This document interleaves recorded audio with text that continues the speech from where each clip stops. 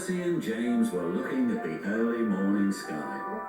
"Everyone's so much happier when springtime comes," said Thomas happily. "Everyone except the fat controller," grumbled James. "He seems to be working us harder than ever. I'm tired of these coastal runs." "He just wants everything to be ready for the holidays," replied Percy. "Anyway, salty air makes me all cheerful in my smoke box." "Ha!" snorted James. "It's the countryside that really gets me fired up. It's the only place to be." And he puffed away to collect his fuel trucks from the docks. Thomas and Percy had to take some empty trucks to the scrapyards.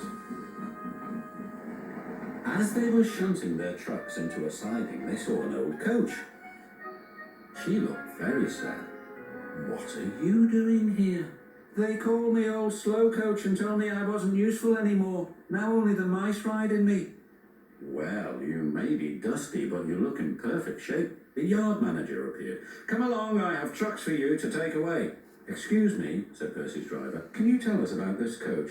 "Old slow coach, she's been here for years. She'll be broken up when we find her time," he replied. The engines were most dismayed. "We'll try and help you," said Thomas, but he didn't know how. Meanwhile, James was enjoying himself. "This is the life," he chortled. But he was heading for trouble. One of the fuel trucks was leaking. And suddenly it caught fire. "Help!" cried James. They reached the siding and his driver gave the alarm. "It's fuel and it's dangerous." As Thomas and Percy approached the junction, they saw the smoke and a guard waving a red flag. "Sparks from James's funnel have set the fuel trucks ablaze," he called. "The firemen have got things under control, but it's quite a mess." "You said the countryside drum got you all fired up, James," said Percy. "But I didn't think you meant it in this way." "Ha!" snorted James. "It was the stupid truck's fault, not mine." "It's safe to proceed now," called the fireman. Thomas and Percy puffed slowly by, but now they felt sorry for James.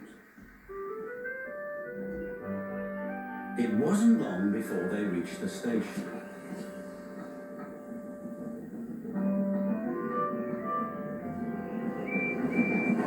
Later, as they were having a long drink at the water towers, they suddenly heard a commotion. "What's the matter?" Thomas asked. "It's another fire at the workman's hut," replied Thomas's driver. "We'd better see what we can do."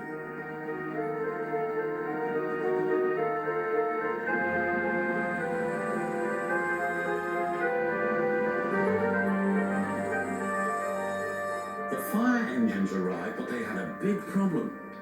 "We are completely out of water," cried a fireman. "We can't use seawater because it clogs our works. We'll just have to let that building burn."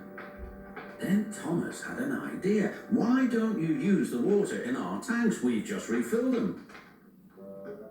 The fireman wasted no time.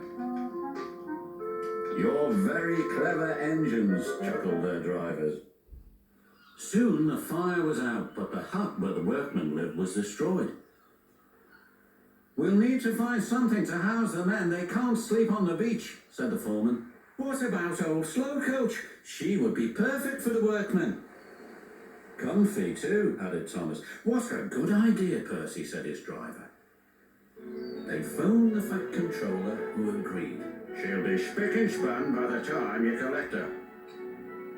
And she was, and very happy too.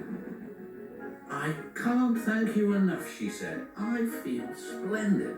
The engines buffered up to her, and she set off happily for her new home. Everyone agreed there was nothing old or slow about Coach, and she will always be really useful indeed.